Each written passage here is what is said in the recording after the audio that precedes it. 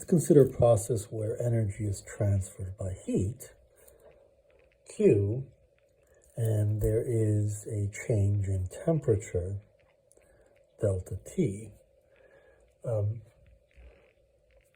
we could imagine a situation where the substance, there's no work done on the substance, so the volume is constant, right? So there's no PdV, V is constant, and in that case we could write that the heat is equal to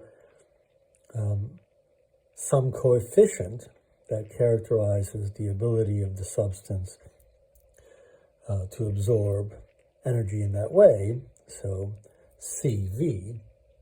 And this is really not a constant, it kind of depends on temperature, but if the range of temperature is not great, it is somewhat of a good approximation to say that there's a constant that characterizes the ability of the substance to absorb energy by heat. And so there's some, some measure of the amount of the substance, the number of moles. So this is sort of this constant per mole kind of a thing that tells us about the ability of the substance to absorb heat, to absorb energy by heat.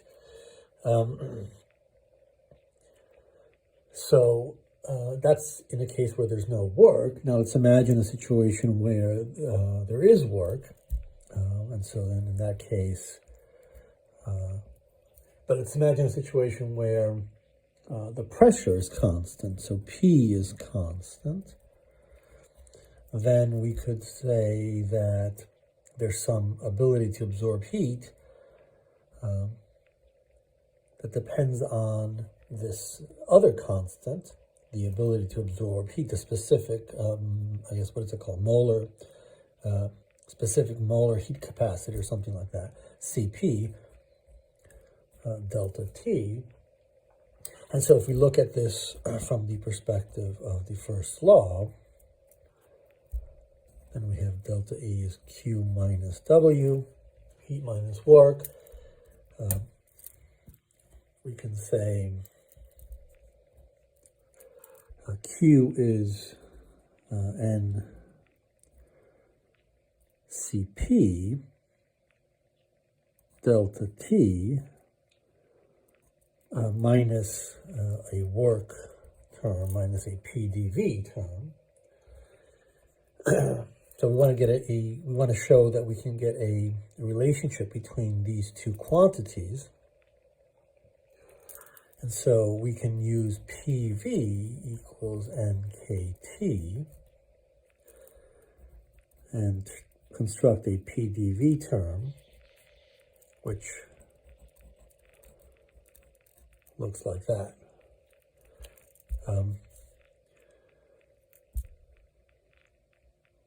We know that given the internal energy is 3/2 NKT, we can say that delta E is equal to 3/2 NK delta T.